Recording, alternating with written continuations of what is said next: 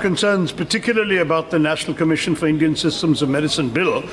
India, we know, is a land of ancient and diverse medicine systems, and while promoting the idea of a healthy lifestyle, where equal importance is given to physical and mental being, the Indian system of medicine actually manages to focus on the overall wellness of the person, unlike the Western system, which essentially treats specific symptoms to tackle diseases.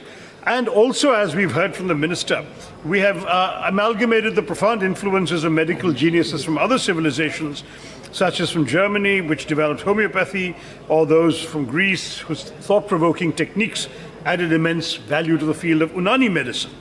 Now, Ayush is doing what it can, but the preventive and curative measures prescribed by our Indian systems, which have originated in the Vedic period, are inspired by nature, and have been prescribed by celebrated authorities over centuries, are still practiced in the homes of our country. Coupled with the use of plant products as their medicinal base and a history of stories of remarkable results, the popularity of these systems all over the country make the responsibility on the government to pass a good bill all the more important. Now, so we know the government in 1995 created a Department of Indian Systems of Medicine and Homeopathy, but our concerns about this go back well before that. The abundant potential that Indian medical systems have to offer at a time of COVID-19, the pandemic, and all the stresses and strains on the healthcare systems of our country means that this issue is all the more important. This is why I'm concerned, Mr. Speaker, that there are 8 deficiencies. मैं संक्षिप्त में बोलूंगा because of the time factor. I'll try and be brief. But there are 8 issues I would like very much the Minister to take a good look at. Number 1, the bill seeks to fortify and regulate the existing medical education system so that it's capable of churning out high-quality medical professionals. And it's prescribed, as he mentioned, the effective grievance redressal mechanism, periodic assessment, and so on. But it has ignored many other recommendations of the Standing Committee in its report on the bill, which I think is a sad reflection of the government's penchant to bypass parliamentary institutions and processes. Number 1, yoga and naturopathy have been excluded. We know the government is rightly proud of its role in popularizing yoga internationally with the United Nations International Yoga Day and so on. Naturopathy is also very well known and practiced in our country as a drugless treatment of disease by applying the simple laws of nature to people's wellness. But this commission, which is supposed to represent an all-encompassing body overseeing all the Indian systems of medicine, arbitrarily excludes both yoga and naturopathy. They otherwise fall under the ambush of the Ayush Ministry, as I understand it. The Standing Committee recommended creating a board of yoga and naturopathy to provide representation to these 2 important fields, but the Ministry has not, unfortunately, done this in the bill. Now, I believe the Honourable Minister told the Rajya Sabha that there would be a separate bill concerning yoga and naturopathy, but then I failed to understand the rationale behind bringing multiple legislation on the same issue when a simple provision in the current bill would have adequately sufficed. If yoga and naturopathy are also Indian systems of medicine, as acknowledged by the Ayush Ministry itself, why is it not included in a bill that seems to cover the entire Indian system? Very important issue because you're creating a convoluted process of multiple legislation unnecessarily. Number 2, sir, the government has not only ignored the recommendations of the Standing Committee, it seems to have basically violated the Constitution in conferring to the central government itself the appellate jurisdiction provided by the legislation. An appeal can be preferred against any decision of this new National Commission to the central government, which will be the final decision-making authority.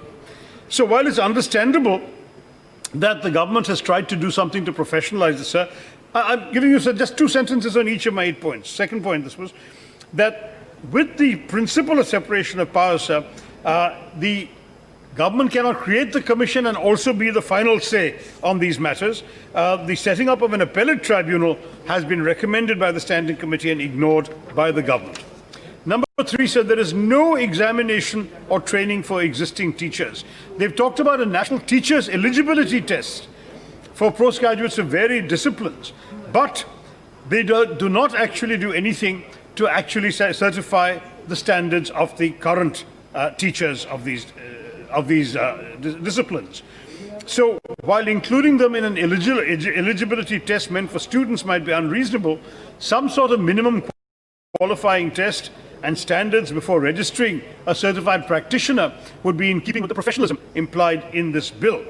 And since National Teachers Eligibility Test is the only means of becoming a teacher once a bill comes into effect, it would ruin the prospects of any practitioner who has a practical insight of the subject but does not have the degree to pass the exam. Number 4, sir, it leaves wide open the risks of practicing quackery, because there are no clear boundaries in the interface it proposes between the Indian systems of medicine and modern systems or allopathic systems of medicine. If you allow practitioners of Indian systems to prescribe allopathic medicine and perform allopathic procedures, you are compromising the entire medical field in this country. I'm surprised that Dr. Harshvardhan, as an allopathic doctor himself, would allow this to pass without clarity in the bill to ensure that there is absolutely no way this can lead to quackery. Unfortunately, clause 34 of the bill permits a practitioner of an Indian system of medicine to continue practicing even in the absence of any recognized medical qualification. And I think that this completely is a dangerous signal. I'm sure that the medical profession in this country would be extremely concerned about the risk of quackery following. Number 5, sir, an exit test should not be the only sufficient yardstick to achieve a practicing license. One needs obviously assessment processes which have been circumvented here. Number 6, sir, I see that you are anxious about the time. I'm being very brief. There are arbitrary exemptions for pre-TIB and pre-Ayurveda courses in this bill, because it's perplexing to find that candidates desirous of pursuing these do not even have to write the NEET examination. Sir, number 7, I mentioned, sir, during the debate on Ayurveda, we need more research and documentation. This is completely not provided for in the bill, and I request that if we can actually create. Sir, the same rules apply across the board. We need to have a board of research under the National Commission, not provided for in the bill. And finally, sir, there is a failure here to develop systems worthy of international recognition, because we have a big challenge in getting Indian systems recognized, sir. I understand you can 2 minutes, not even 2 minutes, half a minute, to be understood and recognized globally. By insisting on certain standards and levels, this omission vitiates the core purpose of the bill.